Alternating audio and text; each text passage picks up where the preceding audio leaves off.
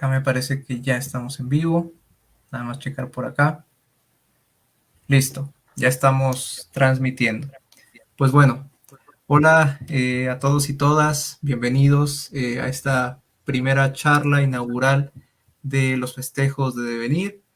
Antes de entrar propiamente a la presentación de nuestra invitada, nos gustaría saber si las personas que están conectando pueden por ahí escuchar y ver bien el en vivo, la transmisión. Podrían comentarnos si todo está en orden.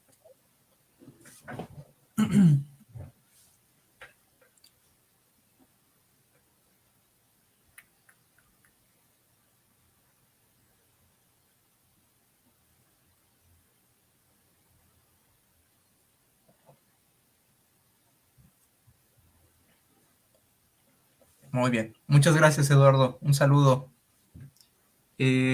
Pues bueno, muchas gracias a las personas que se están conectando para la transmisión. Y sin más, pues vamos a dar inicio a esta primera charla. Me acompaña, como siempre, mi amigo y colega Juan de Dios García Aragón. Y el día de hoy presentamos a nuestra querida primera invitada, Florentina Gamarra. De verdad, muchas gracias por aceptar la invitación y es un No. gusto tenerte por acá. Buenas noches, muchísimas gracias. En realidad la agradecida soy yo. La verdad es que han armado un espacio súper interesante y muy generoso, que sobre todo eso es lo más importante. Así que en este caso yo les agradezco profundamente la invitación. Casi hoy, ¿no? Sintiendo con todo el vértigo de que no sabíamos si finalmente íbamos a poder concretar el encuentro, pero bueno, se dio y fue posible, así que bueno, muchas gracias y gracias a los que están presentes, interesados en escuchar esta charla. No, gracias a ti, Florentina. Sí, sí. Una pequeña presentación de Florentina Gamarra antes de iniciar. Ella es psicoanalista, magíster en psicoanálisis, docente universitaria de la UBA y UB, investigadora de la, ahí sí me vas a disculpar, ahorita me corriges, UBACIT, Ubacit, sí. UBACIT, y supervisora clínica de equipos de salud mental. Entonces, es un gran placer. Además que déjenme adelantarles, tal vez la voy a comprometer de más, pero excelentísima persona. Estuvimos dialogando ya en otros momentos previo a estas charlas y la verdad es que aparte del temazo, en realidad lo comentábamos hoy en la mañana, el gusto y la pasión que finalmente encuentro en cómo lo planteas, me parece sorprendente. Así que es imperdible y ya, sin más preámbulos, pues te cedemos la palabra, ¿verdad? Bueno, muchas gracias, Sergio, Juan. Bueno, a ver, les cuento un poco, quizá el tema que nos convoca en la charla de hoy tiene principalmente que ver con un tema que yo vengo investigando desde hace un tiempo ya, que forma parte de un apartado de lo que fue mi tesis de investigación de posgrado, y tiene que ver con el rastreo, digamos, de la noción de vacío desde la perspectiva del pensamiento oriental, de la filosofía oriental, y cómo esto ha incidido en la enseñanza de Lacan, ¿sí? Entonces, bueno, tracé un poco un recorrido que nos permita asir o situar un poco de qué va esta cuestión, qué tiene que ver esta noción del vacío, quizá un poco menos investigada, un poco menos estudiada que otras nociones de vacío, ¿no? Desde el punto de vista de la lógica o quizá desde el punto de vista de las matemáticas. Bueno, son quizás estudiadas un poco más en profundidad estas nociones que la que recorta específicamente desde el pensamiento oriental, y lo tomé fundamentalmente porque me parece que hay una incidencia en al menos dos momentos muy claros en la enseñanza de Lacan, que uno podría ser situado allá por 1950, ¿no? A la altura del seminario 1, digamos, cuando él hace varias referencias al Zen, ¿sí? Y a cierta relación entre lo que él ubica como la posición del maestro Zen, el maestro oriental, y la posición y la función del analista. Y un segundo momento en donde me parece que el vacío le da fundamento ya de entrada a todo lo que tiene que ver con la poética china, la escritura poética china, y fundamentalmente el carácter, ¿sí? La escritura del carácter chino que le permite a Lacan sus desarrollos a partir del seminario 18 en adelante, incluso si uno ubica el recorrido del seminario 18, de hecho presenta las letras, los caracteres chinos sin ningún problema, ¿no? Como dando por sentado de que uno va a entender ahí de qué se trata, y bueno, y en función de esos desarrollos es que establezco esta articulación con la noción del vacío que podamos recorrer en la charla de hoy. En primer lugar, me parece, como conversábamos antes, tenemos que hacer como un paso obligado para situar qué entendemos por pensamiento, filosofía oriental, ¿no? Sobre todo para poder ubicar a qué nos vamos a referir con el budismo, con las enseñanzas del budismo zen, que en definitiva son las que toma Lacan, ¿sí? Lacan no hace mención a otro tipo de budismo, hay más de uno, está el budismo tibetano, en los orígenes el budismo Chan, el budismo japonés específicamente, ¿no? Hay como una rama que se va desplegando, creo yo, incluso hasta geográficamente. Entonces, el recorrido que yo voy a trazar en lo que tomo como historia del pensamiento oriental parte del hinduismo, estamos hablando del siglo XV antes de Cristo, y nosotros podemos ubicar allí las enseñanzas de los Vedas, ¿sí? Todo lo que tiene que ver con las escrituras sagradas en sánscrito sobre todo. El hinduismo sí se establece como una religión, y a partir de allí se van produciendo algunas derivas que van a dar lugar a lo que se denomina el pensamiento chino, propiamente dicho, encabezado por las enseñanzas quizás de estos renombres que sí uno puede ubicar en la enseñanza de Lacan, hasta que finalmente, digamos, bajo el nombre de budismo zen, podríamos ubicar este origen del pensamiento chino que se fusiona en algún punto con el budismo, ¿sí?, de origen chino, y se asienta en Japón, ¿sí? O sea que tenemos ahí un recorrido oriental y de diferentes escuelas que nos van a permitir ir rastreando este concepto, esta noción, me parece. Esta noción, no es un concepto. Florentina, Sí. ahí me surge que de ahí radica justamente la potencia de la investigación, ¿no? Porque me parece que la propuesta es interesante desde que justamente sí estamos más acostumbrados a pensar la noción de vacío desde otro centro, y aquí es un poco descentrar, ¿no? Descentrar y decir, bueno, pero no descentrar nada más porque uno quiera, ¿no? Sino porque justamente digamos, en los textos de Lacan, en la enseñanza de Lacan más bien, aparece, ¿no? Aparece y tal vez es más ignorado que otros, que viéndolo desde otra noción de vacío, ¿no? Sí, incluso digo, es ignorado hasta la práctica. Lacan meditaba, tenía un maestro que se llamó Paul de Meville, un maestro de meditación, de sazen, ¿sí? Practicaba el sazen, practicaba la meditación.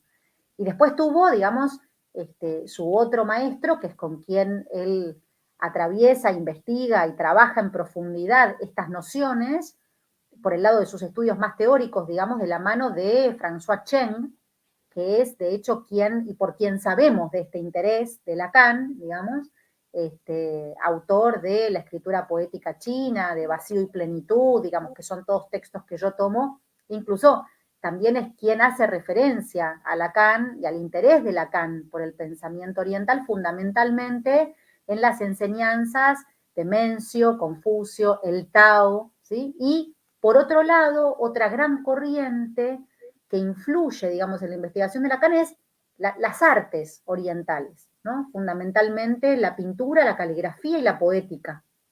Todas estas derivan para Oriente, digamos, de prácticas que no son artísticas en sí mismas con la finalidad de proponerse una réplica artística de algo, sino que tienen un fundamento incluso meditativo. Para los orientales el arte, sobre todo para los chinos, el arte de la caligrafía y la pintura son un arte de meditación, son un arte meditativo, con lo cual están fuertemente enraizadas en esta noción de vacío. Cuando digo la noción de vacío, a lo que me refiero es, la primera escala que hace Lacan en relación a esta enseñanza es el Tao Te Ching, ¿sí? El Tao, las enseñanzas del Tao, adjudicadas a un maestro llamado Lao Tse, que yo después en mis investigaciones me fui dando cuenta que no era una persona, Lao Tse, que Tse significa maestro, ¿no? O sea que hay una deriva también de que el Tao no fuera adjudicable a una persona, sino a una recopilación de enseñanzas de maestros orientales. Y en este sentido, digamos, la noción de vacío específicamente, cuando hablamos del pensamiento chino, que Lao Tse significa, como les decía hace un rato, ¿no? Antiguo maestro, ¿no? No hace referencia específica a una persona, ubican al vacío como el soplo vital del origen de la creación, ¿sí? O sea que para ellos el vacío tiene esta implicancia, es origen. El vacío es lo que da lugar.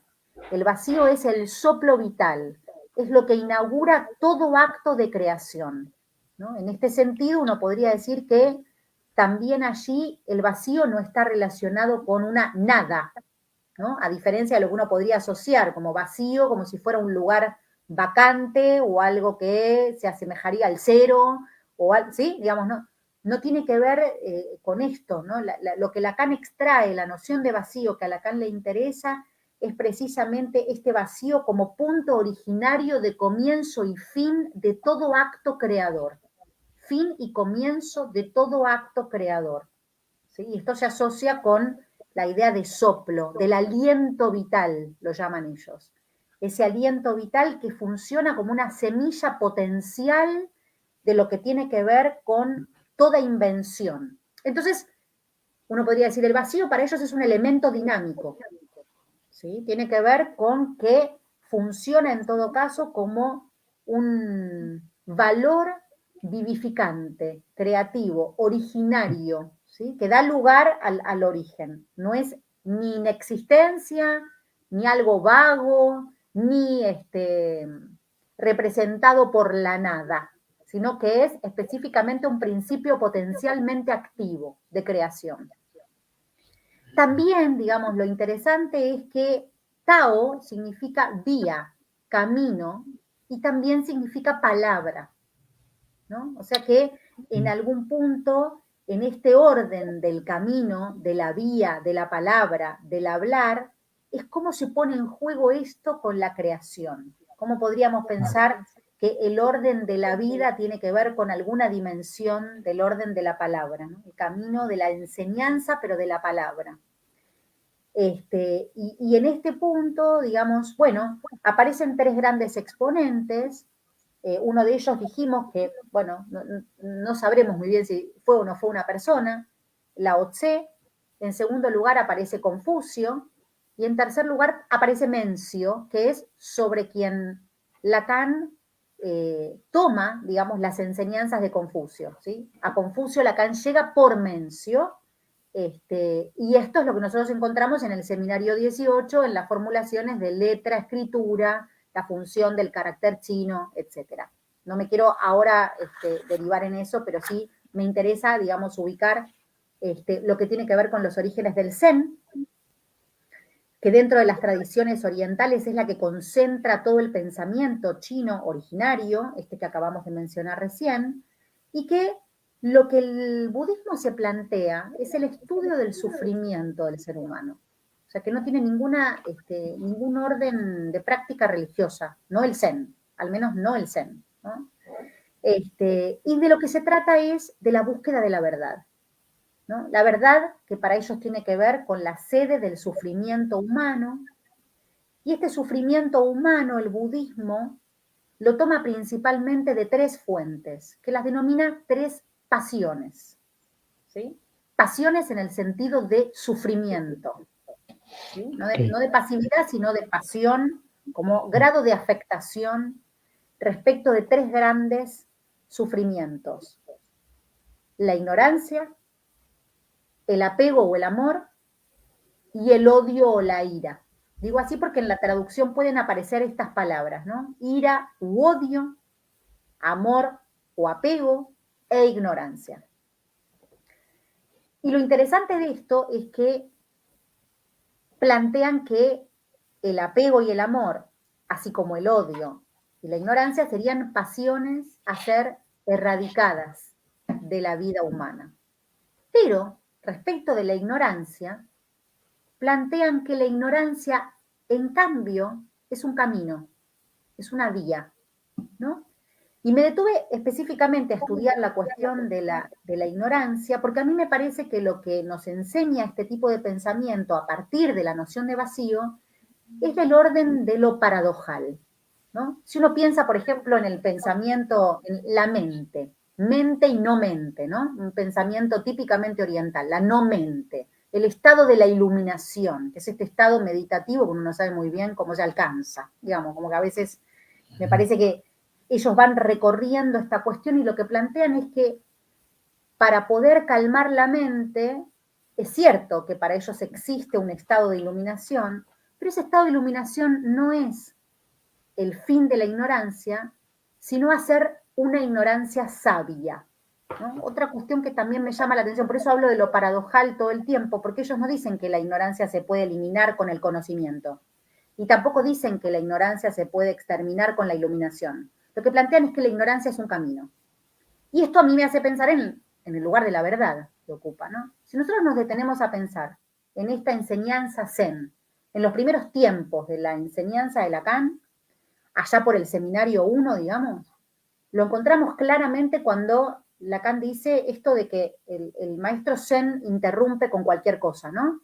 Es como si irrumpiera allí estableciendo un estallido del sentido, algo del orden de lo que perfectamente encuentra al discípulo alineado con la búsqueda de la verdad, ¿no? Cuando digo la verdad, hay que ver cómo relacionamos verdad e ignorancia, ¿no? En este punto. ¿Cómo podemos entender allí la verdad, el saber, la ignorancia, la posición del maestro oriental como el que no da respuestas, el método de enseñanza de los maestros orientales que Lacan destaca en ese seminario lleva un nombre, las enseñanzas de los koans. Los koans eran discursos o acertijos, cuentos con determinadas preguntas, escritos sin sentido, que utilizaban los maestros orientales para enseñar a sus discípulos. ¿Qué cosa? ¿La verdad, el conocimiento, un saber cerrado? No, precisamente todo lo contrario, ¿no?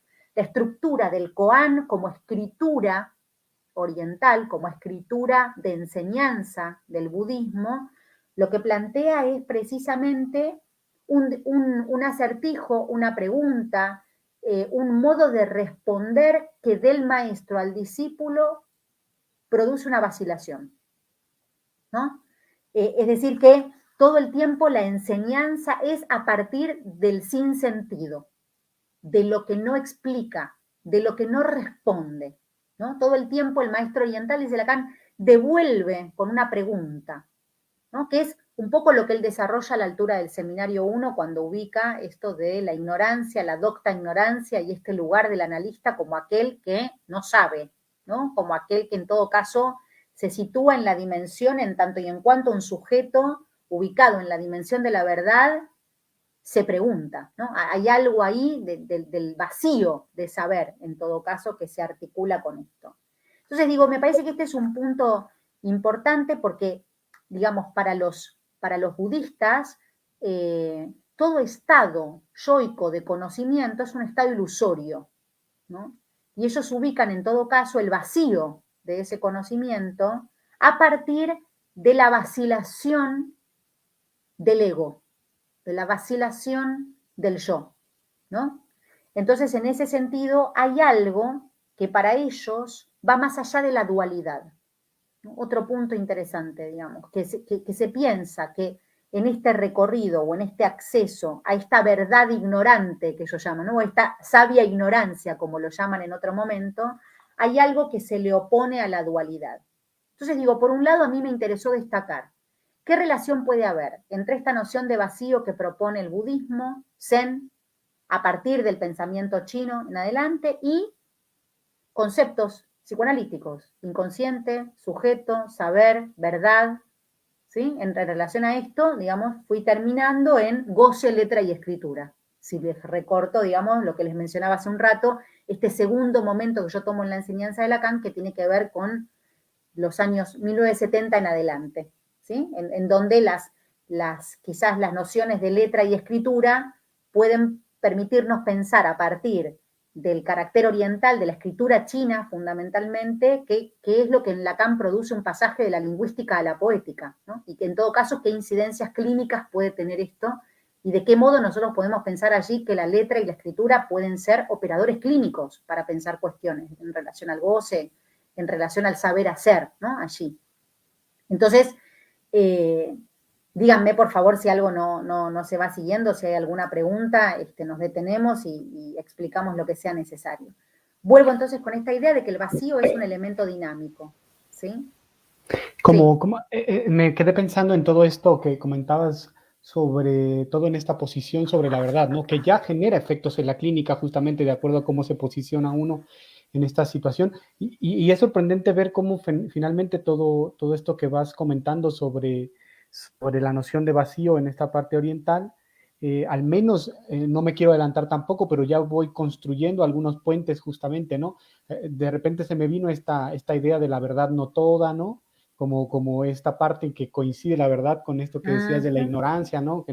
Que finalmente no se llega a algo totalizador, a la unificación, a la identidad, ¿no? Y por eso esta parte de que, de que todo estado yoico de conocimiento es ilusorio, ¿no? Que es un poco lo mismo, ¿no? Eso me parece que hay muchos puentes ahí interesantes. Totalmente.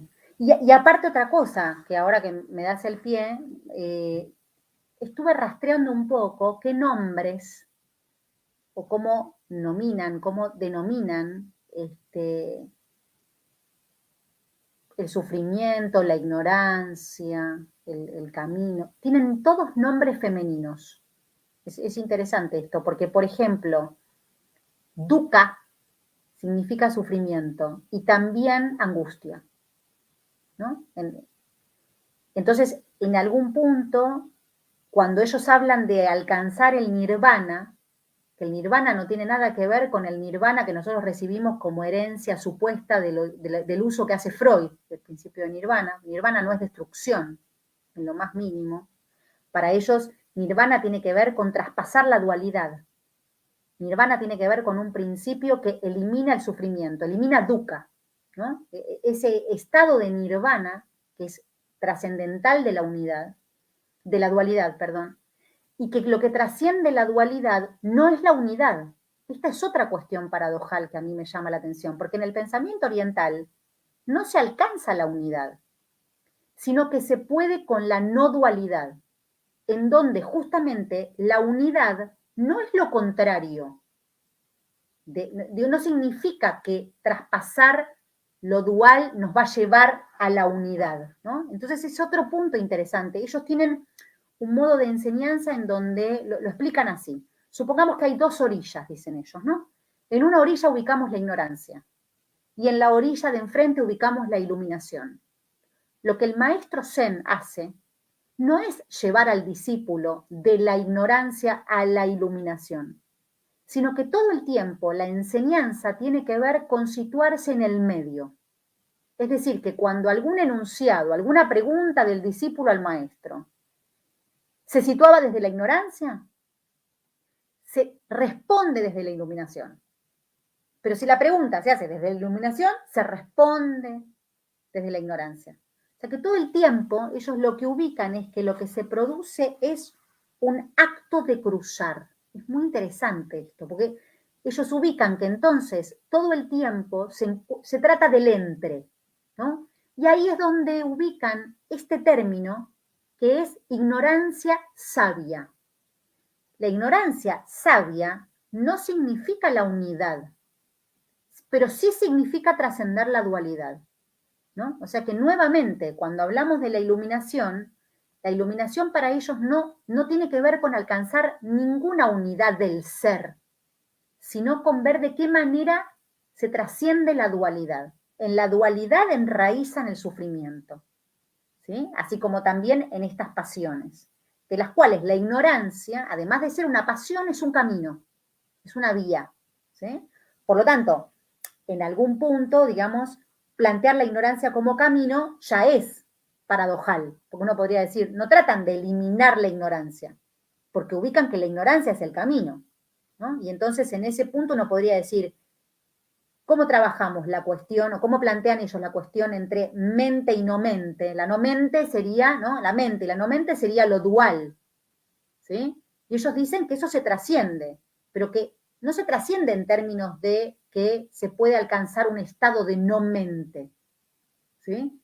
Entonces es interesante cómo van planteando que la ignorancia, a quien denominan prajna, implica llegar al camino de la ignorancia sabia. Prajna es ignorancia sabia, sabiduría ignorante, ¿sí? Fíjense que todo el tiempo trabajan o consideran esta cuestión paradojal. Y entonces, en este sentido, esto que ubican en el medio entre la ignorancia y la iluminación, ese sendero medio, que tiene que ver con el Tao, ese sendero medio, ellos lo llaman paramita. Paramita es el sendero medio que trasciende la dualidad.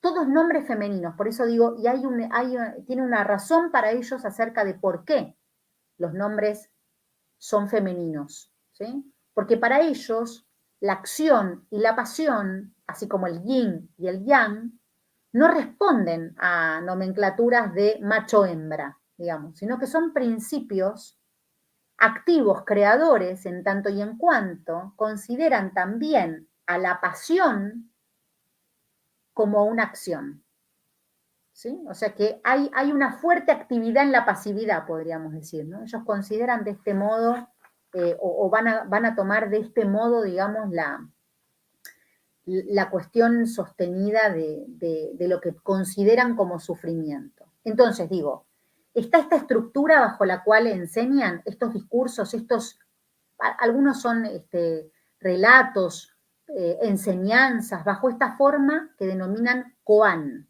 ¿sí? Que tiene que ver con una escritura utilizada por los maestros Zen para la transmisión y enseñanza del budismo, los koans.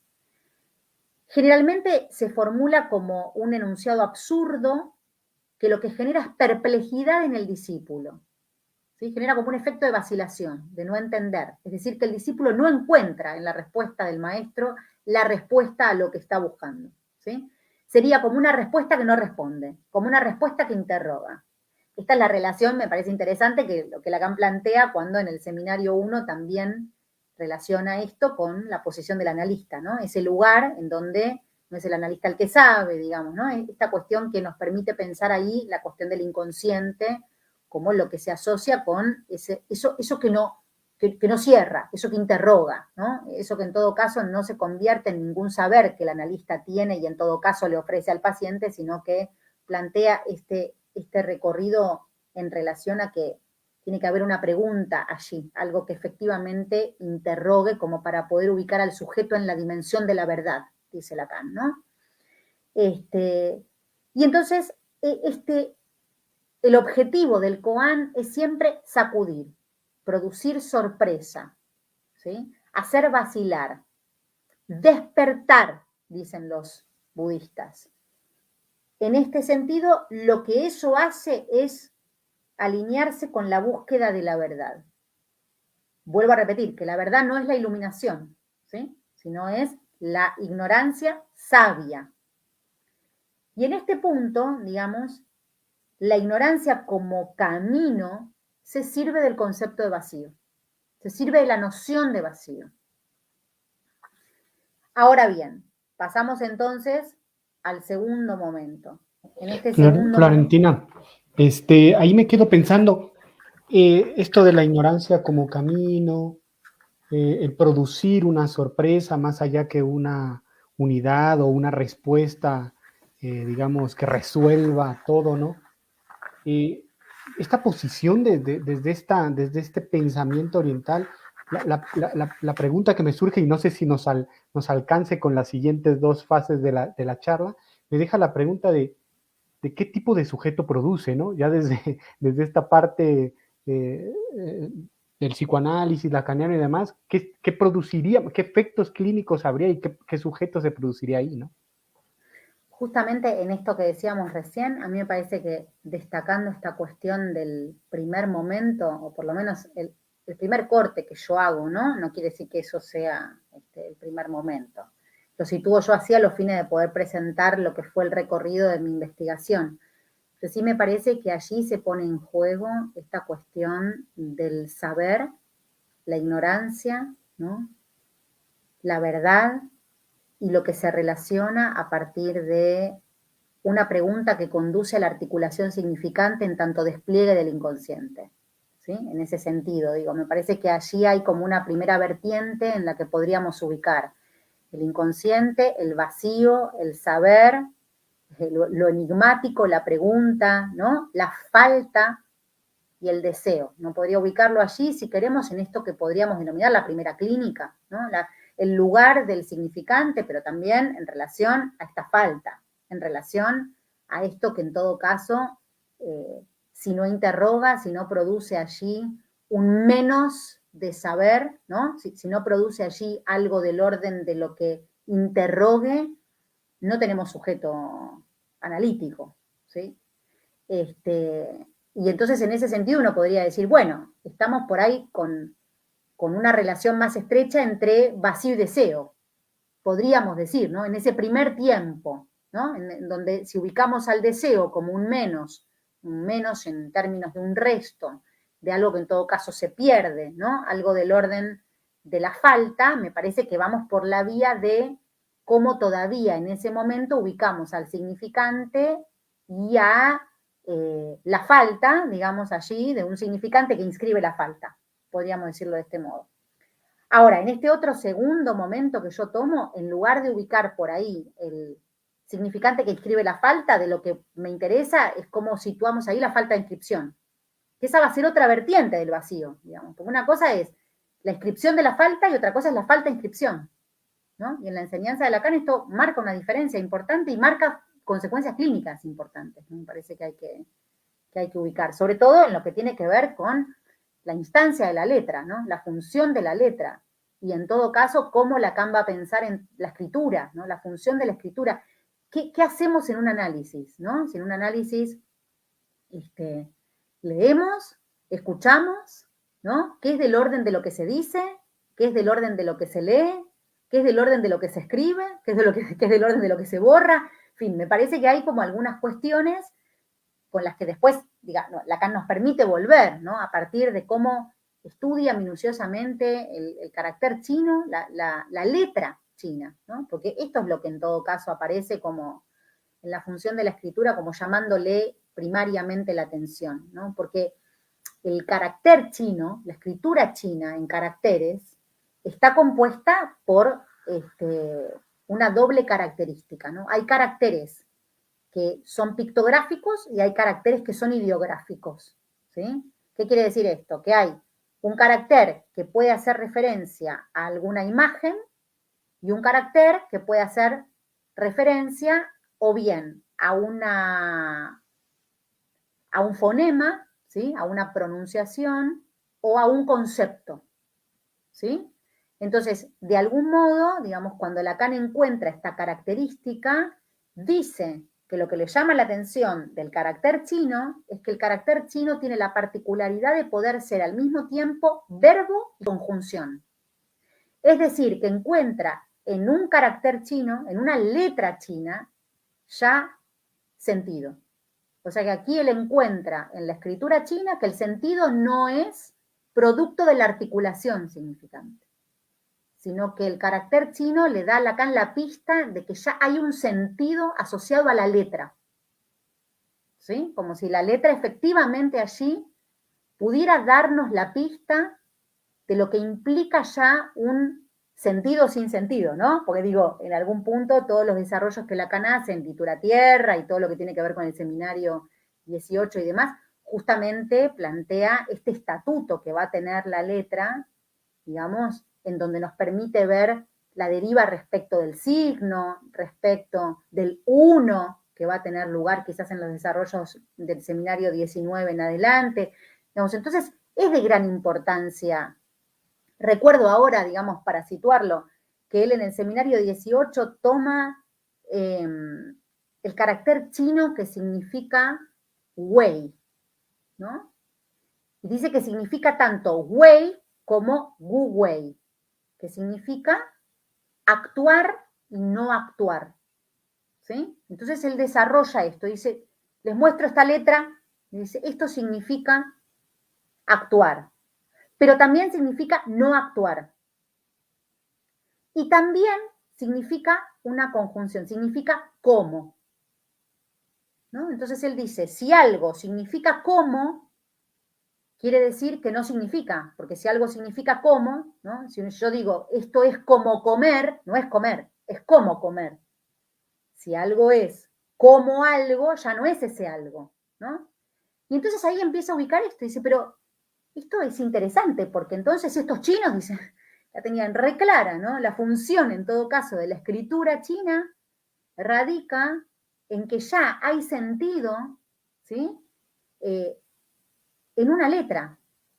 Y entonces empieza a estudiar los caracteres chinos, ¿no? Que es precisamente lo que estudia con François Chen. François Chen tiene un libro que se llama La escritura poética china, donde efectivamente localiza allí el modo en el que se enraiza el modo de escritura china y el interés de Lacan precisamente por estudiar los caracteres chinos y cómo efectivamente están compuestos, ¿no? De qué va esta idea que digamos, el carácter en lo pictográfico, digamos, y en lo ideográfico, ¿no? Cómo aparece, quién le aporta la pronunciación, es otro dato, ¿no? Ellos, François Chen tiene un ejemplo en la escritura poética china en donde dice que la palabra compañero está conformada por un carácter complejo, dice él. ¿Qué es un carácter complejo? Que está formado por dos caracteres simples. ¿Sí? Entonces, la palabra compañero está formado por dos caracteres simples. Uno de ellos es el carácter hombre y el otro es el carácter mitad, mitad o compañía. Y entonces, lo que plantea es precisamente que la palabra compañero se construye de estos dos. Y en la pronunciación, ¿sí?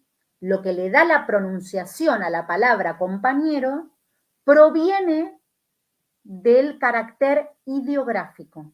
O sea que el carácter ideográfico muchas veces le aporta la pronunciación a un carácter complejo que está formado por dos caracteres simples, uno pictográfico y uno ideográfico. Y el ideográfico le aporta la pronunciación al carácter complejo, ¿sí? Así que la palabra compañero se pronuncia parecido a como se pronuncia para ellos mitad, ¿no? Entonces, efectivamente, se va armando una articulación allí, pero las unidades de las que hablamos son unidades de sentido. Ya hay una unidad de sentido que el carácter tiene y sobre todo este carácter distintivo que mencionaba recién, que un verbo y una conjunción están presentes ya en la articulación de esa letra. Se encuentran allí casi como característica distintiva de la escritura china. ¿Sí? Por supuesto que luego le va a interesar fundamentalmente de qué va esta característica poética, ¿no? Específicamente, uno podría decir que la poética china se define incluso como el arte de combinar, dicen ellos, la vivacidad de las imágenes con la movilidad de los sonidos, ¿no? La vivacidad de las imágenes con la movilidad de los sonidos. Y entonces, efectivamente, en esta escritura, lo que Lacan encuentra es que la poética china deriva de un trabajo de escritura que reduce el sentido a la mínima expresión. O sea que el valor de la escritura poética, el valor poético de esa escritura, justamente radica en la erosión, en el desgaste, en lo que tiene que ver con el desarmado, el recorrido a la inversa, digamos, ¿no? Del sentido, y la poesía radica en la mínima expresión lograda, ¿no? Una variante japonesa es el haiku. El haiku japonés es una escritura también reduccionista, poética, artística, y que cuenta con 3 o 4, a veces 3, a veces 5, ¿no? Versos. Con lo cual uno podría decir, cuanto más se reduce la escritura, más efecto poético, más efecto de creación hay allí, ¿no? Más arte de invención. Y por otro lado, otra cuestión muy importante que destaca en las artes en general, caligrafía, escritura y pintura, es que el artista se funde con la obra que produce, ¿no?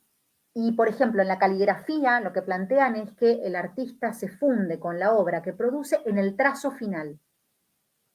Y el trazo final es, en realidad, considerado el primer trazo. ¿Sí? Entonces hay todo el tiempo un fin y comienzo, esto que ubicaba en relación al Tao hace un rato, ¿no? Como si efectivamente también en la escritura, en ese modo de escribir, hay una relación entre el que escribe y lo escrito, ¿sí? Que solamente se encuentran a partir del acto, a partir de la invención, a partir de la creación. ¿Sí? Entonces es de gran aporte, digamos, el valor oriental. ¿Cómo entienden los orientales el arte oriental en general? Pero específicamente menciono estos 3 que son los que investigué. Después hay un libro muy interesante de Herrigel que se llama El Zen del tiro al arco, ¿no? En donde también el tiro al arco es un arte que implica una disciplina, una postura del cuerpo, un uso del arco, ¿no? Cómo se dispara, ¿no? Es un libro muy interesante que incluso en un momento dice, el mejor disparo que asegura que se da al blanco es el disparo que no se ejecuta, ¿no? Es el disparo que no dispara. Y en algún punto en este sentido, digamos, me parece que es interesante porque lo que ellos plantean es que el ordenamiento, hablan de el agente como aquel que crea, ¿no? Y hablan del objeto como lo creado. Pero lo que dicen es que en el momento en el que se produce la creación, el agente y el objeto desaparecen, ¿no? Se produce como una fusión y devienen lo creado. Ambos devienen lo creado, ¿no? Interesante como para pensar también esta cuestión de la destitución subjetiva, ¿no? Digamos, vos preguntabas hace un rato, Juan, bueno, ¿y de qué sujeto hablamos, no? Y yo diría, bueno, ¿de qué sujeto hablamos en un momento y en otro de la enseñanza de Lacan, no? Porque en todo caso uno podría pensar allí, bueno, ¿y cómo pensamos a un sujeto, ¿no? Con esta idea entre lo que podría ser 1950 y pico y cómo pensamos allí al sujeto en todo caso, si es que lo podemos nombrar así, desde esta mirada, ¿qué podríamos pensar, ¿no? ¿En qué situación uno podría pensar un fin de análisis? ¿Qué pasa con el sujeto? ¿Qué pasa con el objeto ahí? Me parece que son cuestiones que se empiezan a abrir a partir de estas investigaciones de Lacan, que precisamente, digamos, producen este viraje de la lingüística a la poética, ¿no? ¿Por qué? Uno podría decir, ¿por qué del significante a la letra? ¿No? ¿Por qué, en todo caso, el lugar que va a adquirir la letra en la enseñanza de Lacan justamente tiene que ver con ese punto de desgaste significante? Es a través del significante, sí, pero es un punto en donde precisamente la letra va a marcar ese litoral entre saber y lo real, ¿no? La letra es el lugar donde aparece localizado ese punto de erosión significante, ese punto en donde ya el significante encuentra un límite y en ese límite uno podría decir, podemos ubicar esta idea de litoral, ¿no? Esto que Lacan plantea, esta letra como litoral, esta letra que permite en todo caso un empalme entre lo que es del orden del saber y lo que es del orden de lo real, de lo que es del orden del significante y lo que es del orden de lo real, ¿no? Del goce, podríamos decir. Entonces, en ese sentido, digamos que la letra a Lacan, con todas estas formulaciones, digo, le permite ubicar una localización, una instancia, ¿no? un lugar, una función. Y específicamente esto es diferente de los desarrollos en torno al significante. Claramente, una idea es lo que implica la articulación significante y otra cosa es pensar qué lugar tiene la letra, qué estatuto tiene la letra en la enseñanza de Lacan. La letra relacionada con esto del orden del sinsentido, ¿no? Lo que tiene que ver con fugarse del sentido, erosionarlo. Florentina, y en este sentido, también va por otro lado que es el matema, supongo. En estos desarrollos más de topología y de matemática y demás, ¿no? Sí, yo en realidad pensaba, ¿no? Si nosotros pensamos hasta en esta cuestión de la escritura, y volvemos a la carta 52 que Freud le escribe a Fliess, ¿no? Estamos allá por 1890. Ahí uno podría decir, ¿qué hace Freud? Escribe, ¿no? Hay una formalización, porque yo digo también para Lacan, la formalización del psicoanálisis la hace a partir de la escritura. Los matemas, como vos decís, claramente son un sistema de escritura, por supuesto, ¿no? Las fórmulas de la sexuación. Hay algo en la escritura, efectivamente, que trata de asir esta cuestión, ¿no? Digamos que, por eso yo decía esto de las definiciones incluso que Lacan puede dar cuando del seminario 24, 25 en adelante, digo, el lugar que le da al analista como aquel que equivoca la ortografía, digo, me parece que hay un montón de pistas que podemos tener en relación a esto, de que cuando el analista escucha, algo es del orden de lo que escucha y algo es del orden de lo que se lee. Por eso podríamos decir, algo es del orden de la palabra y algo no es del orden de la palabra, ¿no? Uno podría pensar en Freud, la representación palabra, ¿no? La representación palabra es algo posterior a la palabra, ¿no? Porque la palabra representada no es lo mismo que la palabra. Cuando Freud desarrollaba, por ejemplo, los restos de lo visto y del oído, ¿eso en qué lugar queda? Digamos, ¿eso es del orden de la representación en Freud? No. Era del orden del signo perceptivo. ¿Se acuerdan? Cuando ubicábamos en la carta 52, Freud ubica la percepción, el signo perceptivo, la representación, ¿no? Y después sigue con el preconsciente. Pero, ¿qué daba ese pasaje? ¿Qué inauguraba una representación? Algo del orden de la transcripción borrosa del signo, ¿no? Y uno podría pensar en este sentido también, cuando Lacan desarrolla en el seminario 9, ¿no? La huella de viernes de Robinson Crusoe. Digamos, ¿qué es lo que plantea el estatuto de una huella? ¿No? Que en ese sentido me parece que habría que diferenciar ahí, porque no estamos hablando en ese seminario de la huella freudiana, ¿no? Sino que estamos hablando más de lo que podría ser del orden de la marca, ¿no? De este significante que marca.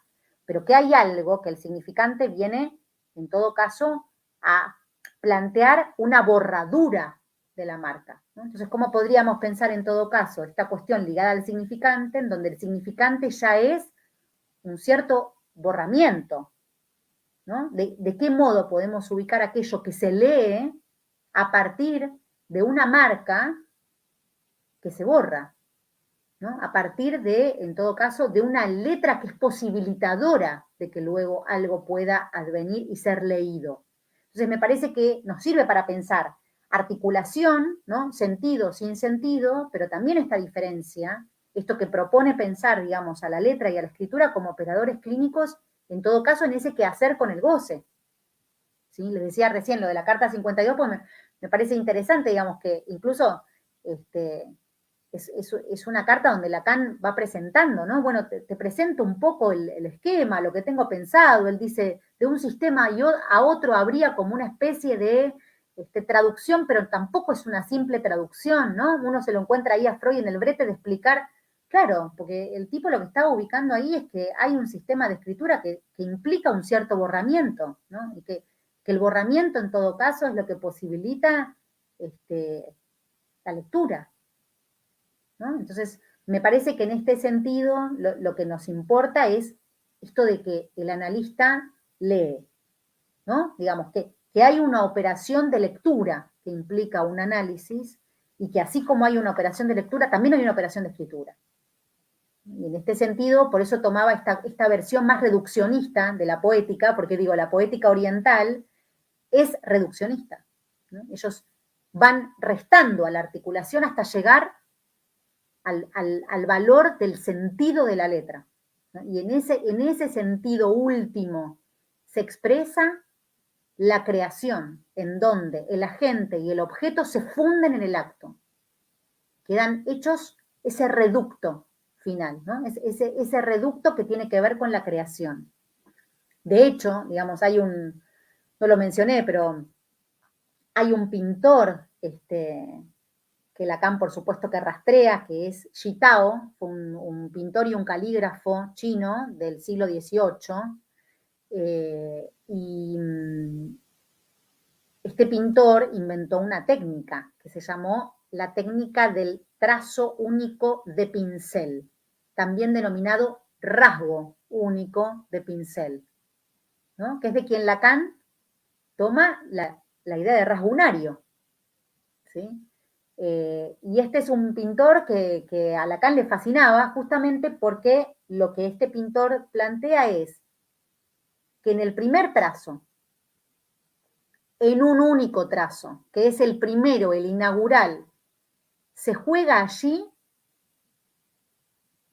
la obra creada, ¿no? Es decir, que en el trazo caligráfico o pictográfico, digamos, en la traza es donde va a estar el punto de origen, el fin de la marca del creador, ¿no? Entonces es interesante porque, digamos, si uno piensa en la pintura, Yi Tao, por ejemplo, en sus pinturas no dejaba espacios en blanco. El vacío en sus pinturas, por ejemplo, si pintaba un paisaje, el vacío aparecía representado por el lugar de las nubes. Entonces el vacío en la pintura de Yi Tao es litoral, porque digamos que el vacío aparece siempre haciendo de empalme entre la montaña y el cielo, digamos, ¿no? Entonces uno no diría, el vacío ahí no es esa nada que haría de frontera. ¿Por qué no? ¿Por qué es litoral y no frontera? Justamente porque hay un empalme. Y ese empalme es el lugar que Lacan le da a la letra a partir de los 70, ¿no? Es ese lugar, en todo caso, en donde la letra adquiere ese estatuto, esa instancia, podríamos decir, esa primacía diferencial respecto del significante, ¿no? Porque aparece como un punto de llegada de la erosión significante. Entonces, me parece que esto va todo el tiempo, nos permite pensar, ¿no? A pelo y a contrapelo del sentido. El sinsentido y el sinsentido del que habla Lacan creo que encuentran en este punto su máxima expresión. Por eso creo que es importante pensar, bueno, ¿cuál es la operatoria analítica, no? Digamos, es una operación de lectura, claramente que es una operación de lectura, ¿no? Y cuando en todo caso ubicamos ese punto donde la letra empalma el significante con el goce, ¿no? Es esta idea de litoral que plantea Lacan, ¿no? En ese litoral la letra, litoral literal, ¿no? En ese punto, me parece que la escritura ya es ese ideograma que es una letra, ¿no? Entonces, me parece que en ese sentido, en la escritura china hay una articulación que se produce allí, una primera articulación que le permite a Lacan todos estos desarrollos, ¿no? Por eso digo, destacar el valor de esta noción de vacío y de cómo Lacan llega a la escritura poética, precisamente porque a partir de la escritura poética china es que Lacan va nada más ni nada menos que de la lingüística a la poética, del significante a la letra, y esto lo encuentra en el carácter, ¿no? En la letra china, no lo encuentra en ningún otro lado, ¿no? Digamos, lo encuentra en la letra china. Y en ese sentido me parece que lo interesante es que en esa escritura la articulación no es, digamos, lo que va a dar efecto de significado, sino que es ya el sentido del uno solo, ¿no? Por eso vuelvo al uno para tomar un poco lo que por ahí podemos pensar en el seminario 20, ¿no? Este uno solito, ¿no? Este uno solo del que habla Lacan, este uno como distinto del otro, ¿no? Del otro, digo, del otro con mayúsculas, ¿no?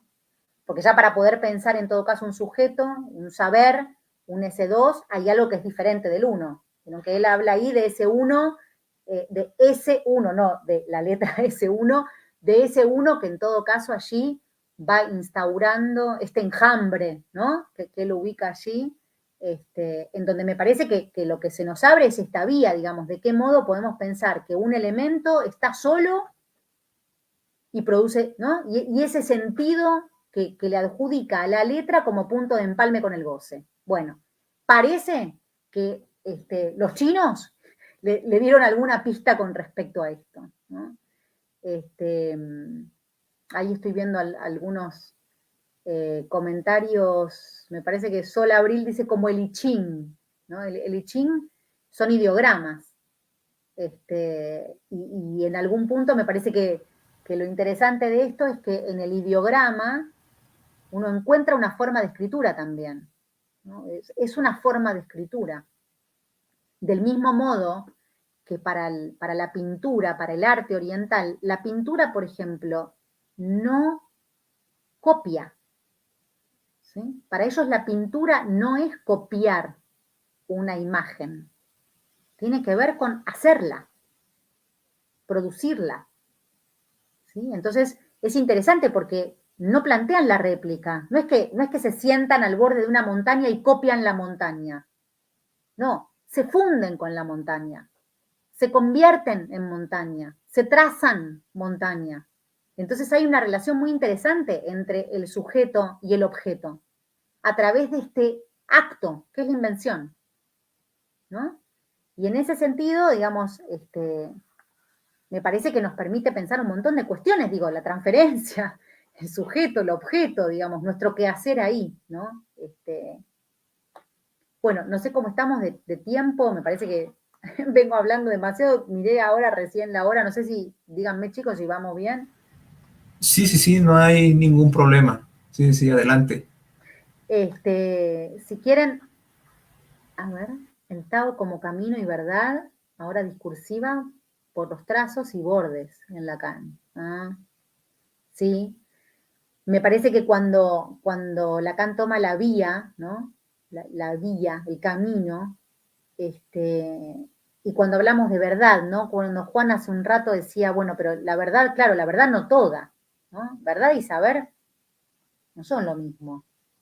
En ese sentido, digamos, cuando ya Lacan en los discursos, podríamos decir, ¿no? Plantea esto del saber en el lugar de la verdad, ¿no? Cuando plantea los 4 discursos.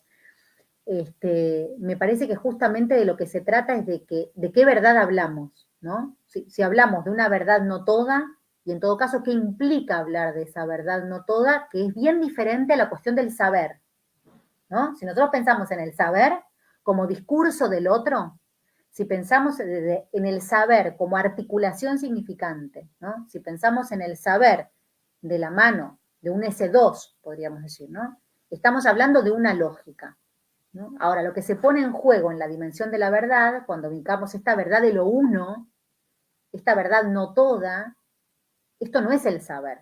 Entonces implica una operatoria precisamente de reducción del significante, ¿no? De un punto de vaciamiento, que esta me parece que es la dimensión interesante también, que una cosa es el vacío, entendido como falta, como operatoria de deseo, como ansia, etc.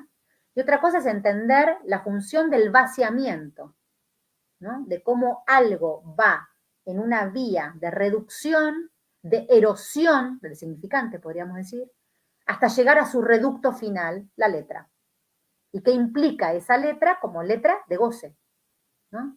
Me parece que si lo pensamos, digo, por el lado de la operación clínica, lo podríamos pensar por ese lado, digamos. ¿Qué significa ese punto en el cual la letra, en ese litoral que sitúa Lacan, empalma con un real? Por ahí, Florentina, hay otro comentario de Sol Abril. Es como lo que plantea Foucault en el ensayo, esto no es una pipa. Es pregunta, perdón. Esto es como lo que plantea Foucault en el ensayo, esto no es una pipa, con respecto a la imagen que no representa. Claro, porque, digamos, si nosotros pensamos en una representación, pensémoslo desde un esquema llano, vamos a la palabra. ¿Qué significa representar? Representar es volver a presentar, ¿no? Si nosotros pensamos a la representación y pensamos a la cosa, das Ding, ¿sí? Uno podría decir que la representación ya tomó distancia, ¿no? Pensémoslo en términos hegelianos también, ¿no? Cuando decimos el concepto mata a la cosa, efectivamente. Ahora, el ideograma no. Vieron que el ideograma no mata a la cosa, ¿no? El ideograma casi como que, ¿no? Está ahí, no digo, no la representa, pero en algún punto ya es articulación con algo de eso. Entonces, en ese punto me parece que la representación marca una distancia, ¿no? la representación está en el orden de lo que se inscribe, ¿no? Está en el orden de lo que podríamos decir deviene escritura, ¿no? Y habría que ver qué posibilita que devenga escritura, ¿no? ¿Qué es lo que posibilita que la escritura se produzca? Porque lo escrito, dice Lacan, no es del mismo orden, ¿no?, que la palabra. Esto me parece que es interesante diferenciar ahí. ¿Dónde vamos a ubicar el significante? ¿Dónde vamos a ubicar la letra? ¿Dónde vamos a ubicar? ¿Qué tiene que ver con el orden del decir y qué tiene que ver con el orden de lo escrito? Me parece que en este punto hay como algunas cuestiones, dice claro, o sea que en alguna cuestión me parece que le pegamos en la respuesta de Sol, la imagen que no representa. Sí, recién yo decía esto que pasa con la pintura, ¿no? Porque además es apasionante. Me la pasé mirando, ¿no? Cuadros, pintores, calígrafos, etcétera, y en donde el trazo, la ejecución de un trazo, no copia para nada, ¿no? Incluso la manera en la que escriben a veces, porque los cuadros están pintados y también tienen pequeñas escrituras al lado, ¿no? Y en general lo que ellos consideran cuando van a pintar un árbol, lo que pintan representa el hombre entrando al árbol. ¿Sí? O sea, la pintura significa eso, no significa el hombre que está copiando el árbol que ve, ¿no? Es el hombre en el árbol.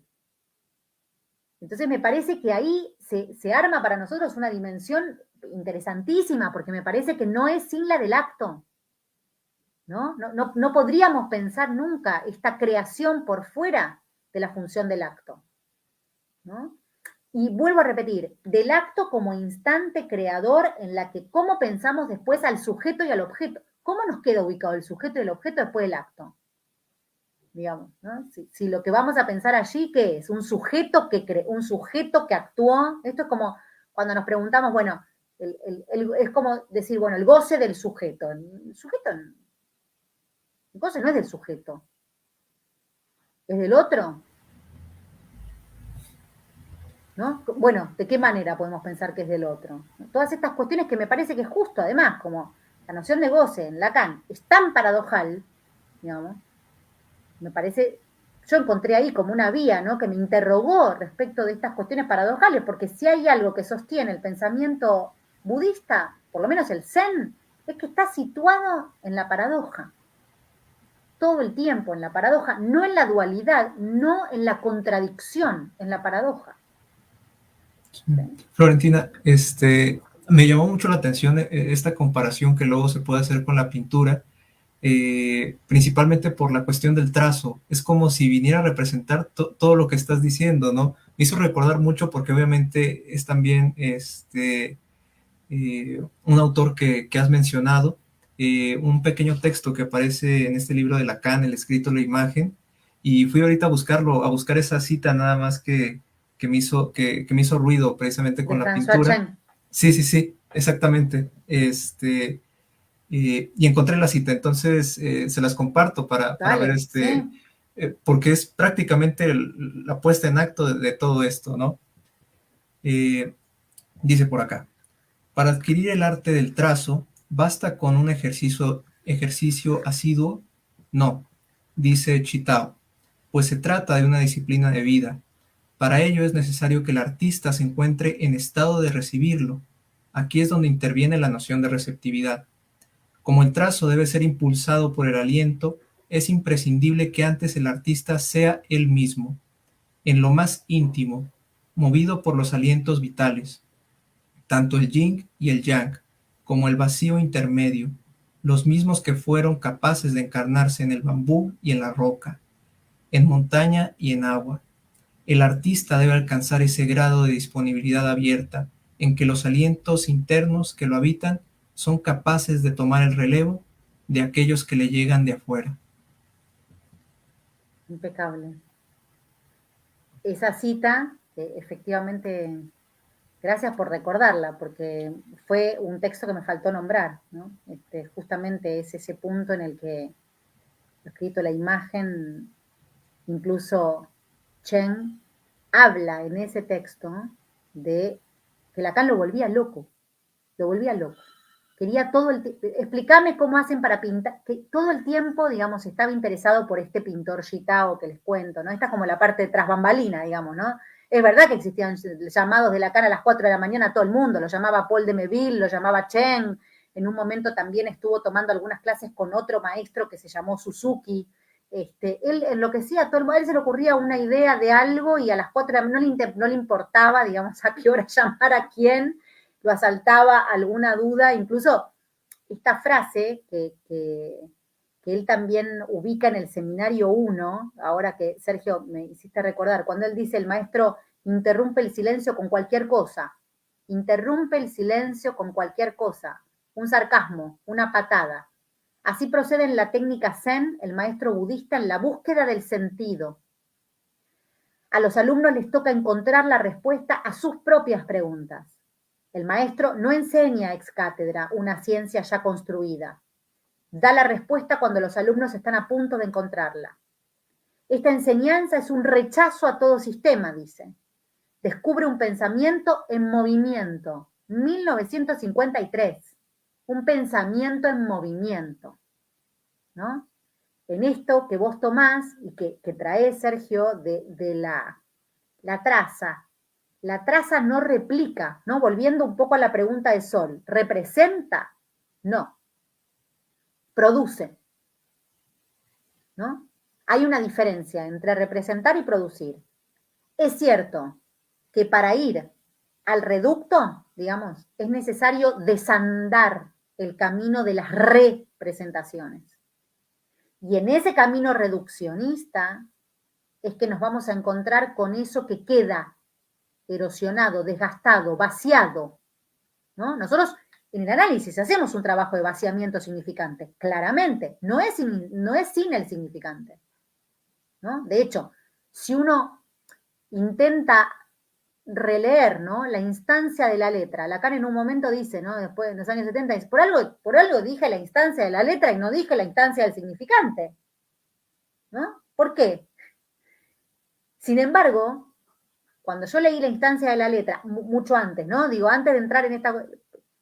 Me llevó un tiempo volver a la instancia de la letra con los desarrollos de los años 70 en adelante. Efectivamente, que uno dice, pero claro, la instancia de la letra, ¿por qué es la letra? Soporte material, ¿no? Que el discurso concreto toma del lenguaje. Ah, pero entonces si está diferenciando discurso concreto del lenguaje, quiere decir, ¿qué me perdí acá?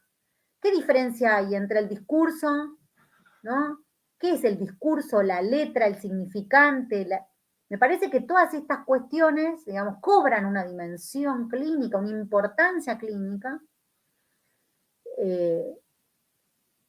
que el instrumento oriental es sumamente orientador, además de ser oriental, es orientador en el punto en el que por ahí nos permite ubicar cuál es la relación entre el arte, el vacío, la invención y el trabajo analítico. Me parece que hay algo del trabajo analítico que termina produciendo algo del orden de una invención en donde un análisis se hace escritura. ¿Sí? Que un análisis es leer y escribir, borrar y hacer algo a partir de eso, ¿no? En una cuestión que me parece que permite pensarlo así, ¿no? Hay un vaciamiento que deja una producción. Y en esa producción está el sello. Del sujeto, no sé, ¿no? No sé en qué estado. Me parece que no sin ese acto que hace que repensemos allí, ¿no? Sujeto-objeto, a partir del acto en donde precisamente para los orientales, en el acto, el pintor se vuelve lo pintado. En la escritura, el escritor se vuelve lo escrito, ¿sí? Y el calígrafo se vuelve traza. Me parece que esa es una dimensión muy interesante para pensar estas operaciones. Claro, Florentina, por ahí Omar Becerra nos dice, en la carta robada también le da mucho énfasis a la letra, ¿no? Absolutamente, la letra, ¿sí? Incluso, bueno, es verdad que allí quizá los desarrollos apuntan más a esta idea de ese, cómo queda cada personaje de la carta robada en posesión de la carta, ¿no? Cuando él plantea ahí, bueno, la letra es por un lado eh, esa letra sustraída, ¿no? Uno podría decir en qué lugar ahí podríamos pensar el orden de un significante reprimido, ¿no? Podríamos pensarlo por ese lado, pero también podríamos pensar cómo cada uno de los personajes en posesión de la carta va quedando afectado por esta feminización que le correspondía a la reina, los secretos de la reina, ¿no? Que por alguna razón, a partir de que el ministro le sustrae la carta, queda en posición de reina, por lo menos lo queda para Dupont, ¿no? Digamos, si uno empieza a armar esta lógica de lectura, ¿qué sucede ahí con el que posee la carta? Exactamente, ¿qué pasa ahí, no? ¿Cómo empiezan a afectarse esos lugares? Incluso uno en la carta robada puede leer perfectamente el efecto de la repetición, ¿no? Si uno piensa en un primer triángulo, ¿cuál sería? El rey, la reina, el ministro, ¿no? Que es lo que Lacan plantea en la... Pero después, ¿cómo pensamos? Al ministro, la policía y el detective Dupont, ¿no? Se van como, ¿quién no sabe, quién sabe, quién posee el saber, ¿no? Cómo funcionan esos lugares que se van viendo afectados a partir de la posesión de la carta, de la letra, ¿sí? O sea que efectivamente, pero que me parece que también lo interesante es cómo a la luz de los años 70, ¿no? Releer esos escritos previos también son sumamente esclarecedores, porque efectivamente, digamos, vieron que, bueno, les pasará, pero uno a veces va ubicando, ¿no? Bueno, el primer Lacan, el segundo Lacan, el tercer Lacan, el último Lacan, el último, el recontra último, el recontra remil último, ¿no? Pero es complicado también pensarlo en estos términos. ¿De qué Lacan me perdí, no? Entonces es como, ¿qué capítulo no vi? ¿Qué temporada me perdí? No vi la última temporada. Entonces, en ese punto uno podría decir, es interesante cómo a la luz de este ir y venir también, uno puede encontrar la lógica del sinsentido en lo que pueda denominarse el primer Lacan. Claramente, ¿no? Que obviamente que los desarrollos no son los mismos, obviamente que se van complejizando, obviamente que cuando nosotros hablamos de la última enseñanza podríamos ubicar este lugar que los tres registros tienen por igual, digamos, no porque sean iguales, sino porque tienen igual importancia, ¿no? Entonces, me parece que en ese sentido uno podría decir, está claro, como hablábamos hoy más temprano, que la topología le permite esta formalización, claramente, la topología le permite también una formalización, una escritura, pero bueno, mi humilde aporte fue destacar que la escritura oriental, la escritura poética china también, es una escritura que no tendrá el reconocimiento quizás científico, no tendrá el reconocimiento que tuvo Peirce y que ha tenido la lógica y que ha tenido las matemáticas, pero el aporte de la escritura oriental, o por lo menos de la noción de vacío, que por algo Lacan estudió, ¿no? Que Lacan estuvo fuertemente interesado, porque también digo, rompamos esta idea, ¿no? De, bueno, budismo y psicoanálisis, ¿no? Como esta idea de que no tienen nada que ver o tienen que ver, bueno, no importa, me parece que esa pregunta no construye, ¿no? Me parece que si uno hace un recorrido, una exégesis, uno encuentra nociones que parecen haber influido, incidido, que parecen haber orientado a Lacan en ciertos desarrollos.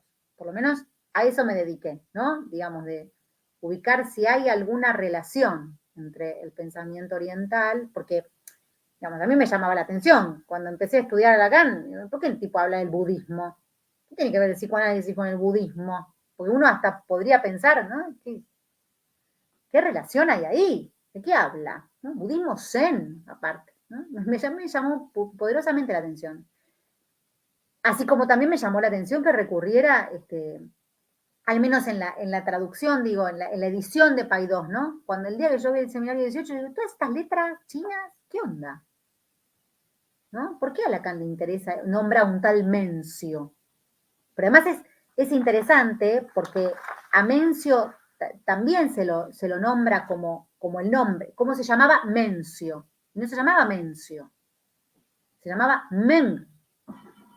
Tzu es maestro, Men es el apellido. Entonces no es Mencio el nombre del chabón, podríamos decir, ¿no? Es maestro Men. Tzu es maestro. Y Tzu es Lao Tzu, Men Tzu, ¿sí? Digamos, como que tiene toda una rama etimológica en lo que se traduce Xio, Confucio, Mencio. Xio no es parte del apellido del hombre.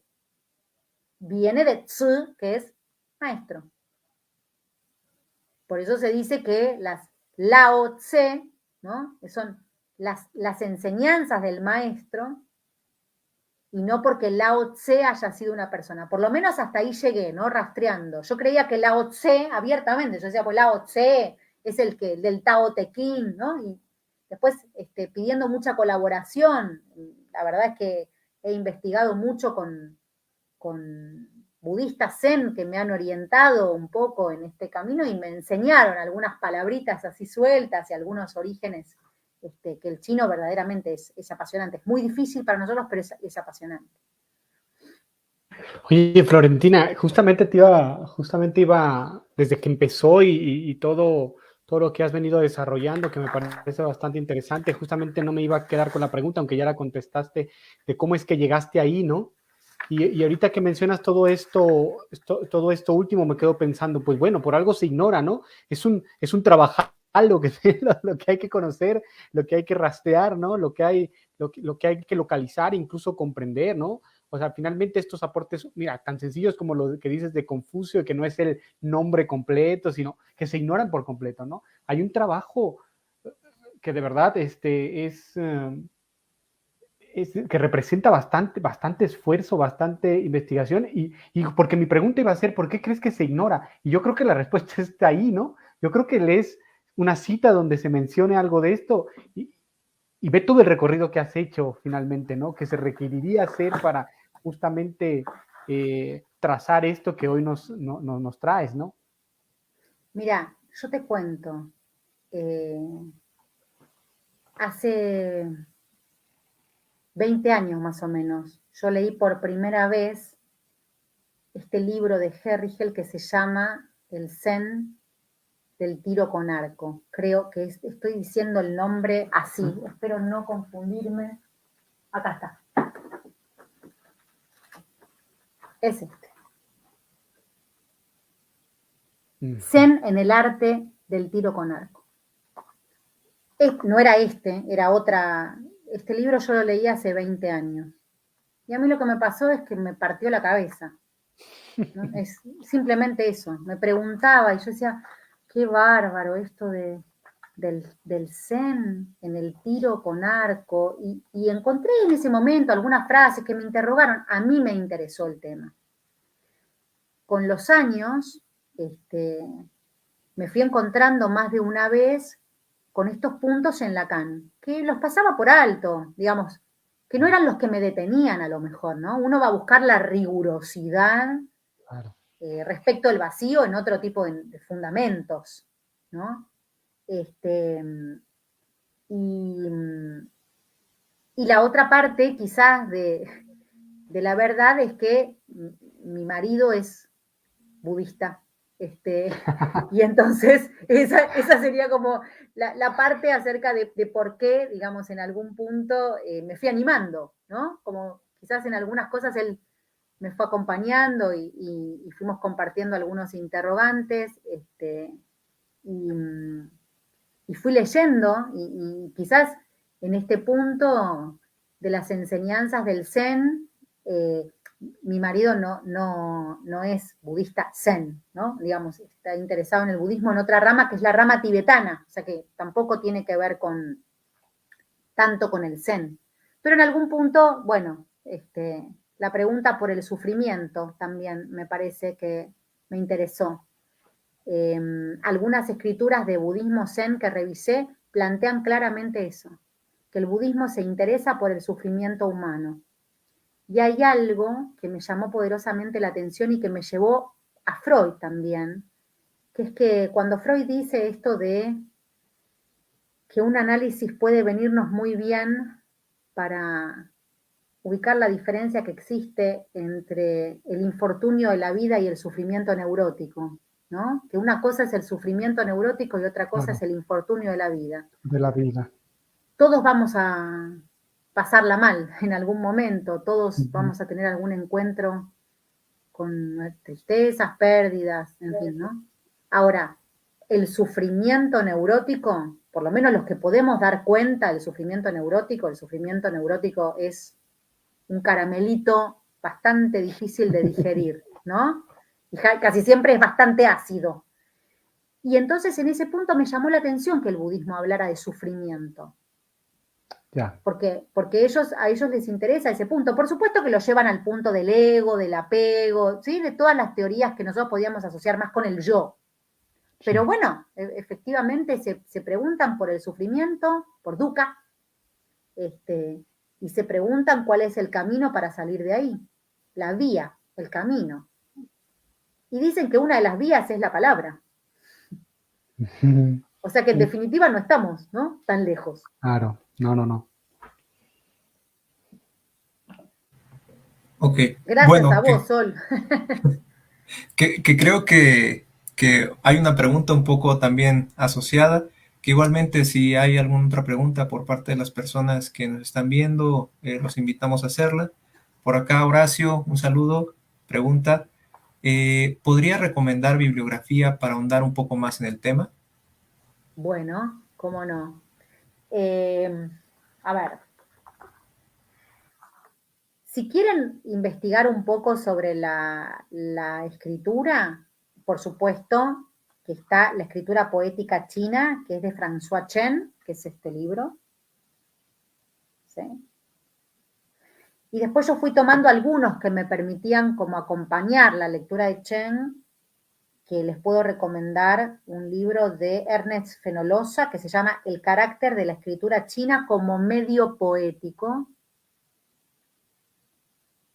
¿Sí? Que explica la raíz de la escritura y el medio poético de la escritura, ¿no? Porque hay una diferencia entre la escritura china y la escritura poética china, ¿sí? En donde el valor de la poética radica en la reducción de la escritura, que es lo que le interesa a Lacan. Lacan toma de la poética justamente por el valor reduccionista, ¿no? Es una Del escritura que significante a la reduce. letra, ¿no? Del significante a la letra, creo que En decían, una ¿no? operatoria de reducción, podríamos decir en términos orientales, de vaciamiento. Claro. ¿Sí? Esto lo trabajamos por el lado de China, por este lado, y por el lado de los haikus japoneses también, ¿no? En ese caso también, bueno, les recomiendo por si les interesa, El Imperio de los Signos, de Roland Barthes. Ahí está. ¿Sí? Esto que ven acá, esto es vacío. ¿No? O sea que es interesante. Ahí dice vacío. ¿Cómo puede ser? ¿No? También es un libro muy, muy interesante. El Imperio de los Signos en realidad está basado en un estudio japonés, ¿no? De la lengua japonesa. Que en realidad lo que hay que decir es que los japoneses toman su sistema de escritura de los chinos. Por eso digo que el paso obligado es por la escritura china. Luego podríamos tomar la deriva japonesa, pero con la que yo empecé es con la escritura china. ¿Sí? Es la investigación de la escritura china. Y después el tratado, por si les interesa, el tratado, este es más difícil de conseguir, pero lo pueden encargar, es el tratado de Shitao. ¿Sí? Se llama El discurso acerca de la pintura por el monje Calabaza Amargo. Era el nombre de Shitao, el nombre del pintor, digamos, ¿no? Y es ahí donde plantea la técnica de la pintura y de la caligrafía china. Es un tratado, ¿eh? Es un chino, verdaderamente un chino, y uno tiene que disponerse de tiempo ahí para... Bueno, esto digo lo más accesible, hay un montón de derivas, digo, si les interesa el tema y demás, que yo les puedo dejar también mi mail para cualquier consulta, florentinagamarra@yahoo.com.ar, por si les surge alguna inquietud, no hay ningún problema. Me parece que estas instancias son interesantes para compartir y para pensar juntos, ¿no? La verdad que es bastante difícil organizarlo en términos de charla. La verdad es que me decía, ¿por dónde voy a empezar, no? ¿Cómo recortamos? Porque, como les decía, esto es el extracto, al menos de algunas partes de lo que fue mi trabajo de investigación, mi tesis de posgrado, digamos. Entonces, se hace difícil hacer como un recorte, ¿no? Por eso pido disculpas también por la desprolijidad, porque fui pasando de una época a otra y del Koan a la escritura poética, digamos, pero son las dos vertientes que en cuanto a la escritura pude tomar como para recortar esta idea oriental, ¿no? Ambas, quizá la primera corresponde más a una enseñanza del budismo, el Koan, y la segunda ya me permitió como adentrar en la estructura de la escritura, ¿no? ¿Cómo podemos pensar ahí? La escritura china tiene un valor de estructura, ¿no? ¿Podríamos pensarla en la vertiente de la estructura? ¿Podríamos pensar que la escritura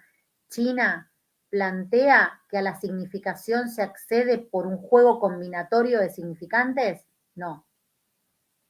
Después sí, pero originalmente el primer trazo, digamos, uno podría decir, la primera letra,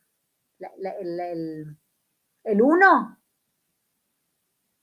es el que tiene todo el peso de la noción de vacío, que es esto que les comentaba, ¿no? En donde verbo, conjunción, se presentan ya en un primer orden de sentido. Entonces el sentido ahí no aparece como efecto de la articulación significante, aparece como sentido último. Aparece como un sentido originario y último. Último, si lo pensamos, digamos, como trabajo de erosión, va a ser un sentido a arribar, una letra de goce. Ahora, si lo pensamos al revés, ¿no? Lo pensamos como origen. Lo pensamos como uno. ¿Sí? Es súper interesante, Valentina, y ahorita que te disculpabas, que en realidad yo creo que estuvo fenomenal, me parece que sí es ¿Y qué me vas imposible a hacer decir como vos, un Juan? cibercorte, que es yo creo que si lo digo como en una forma metafórica con lo que acabas de hablar, trataste de hacer como poética china, ¿no? Tratar de reducir todo, ¿no? Todo no creo que aún sea la mínima expresión, pero finalmente me parece que además cumple con dos cuestiones esta invitación, no, con varias cuestiones esta invitación que les comento y aprovecho a comentarles a todos. Por supuesto que por motivos de los festejos de devenir, pero también de empezar una relación de colaboraciones con Florentina Gamarra, que por ahí también pueden seguirla en una página de Facebook que es acerca de la transmisión del psicoanálisis. Ahí estuvimos ya publicando algún contenido del trabajo que van realizando, pero además tiene una intención más interesante todavía, ¿no?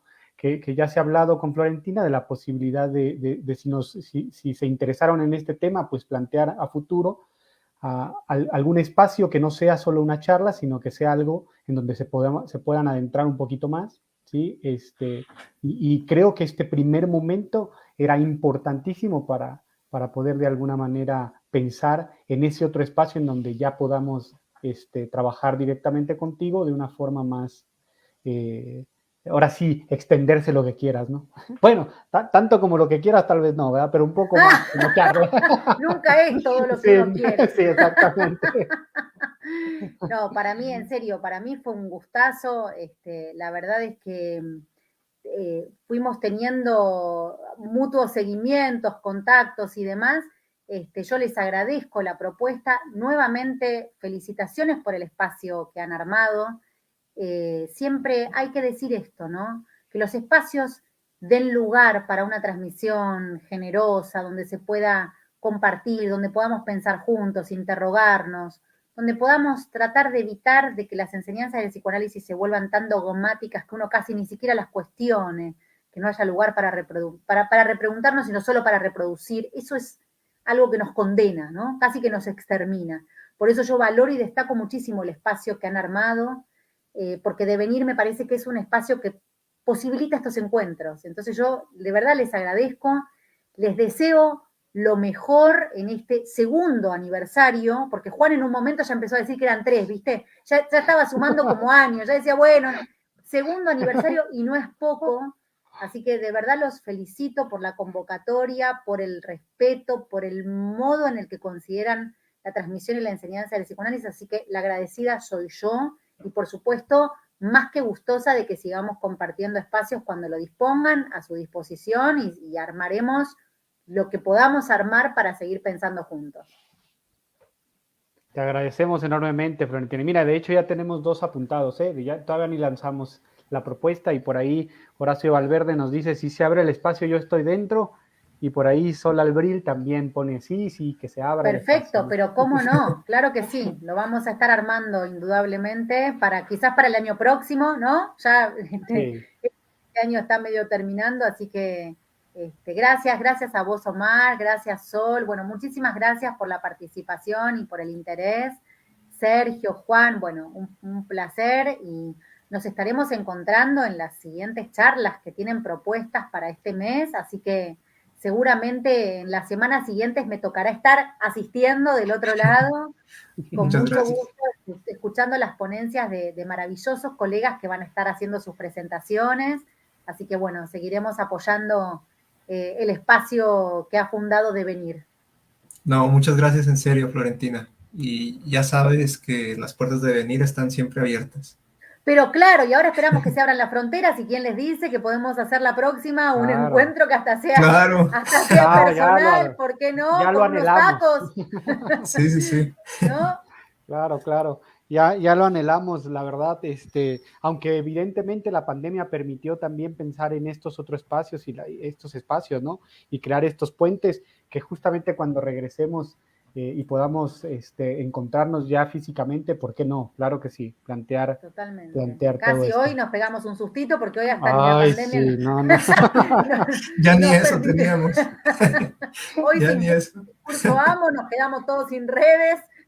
Fue difícil, pero bueno, acá estamos. Así que espero que haya resultado al menos una transmisión que pueda llegar a la gente que pudo sumarse, aunque sea a último momento, solucionados los problemas cibernéticos. Chicos, muchísimas gracias, un placer y nos estamos viendo muy prontito. Claro.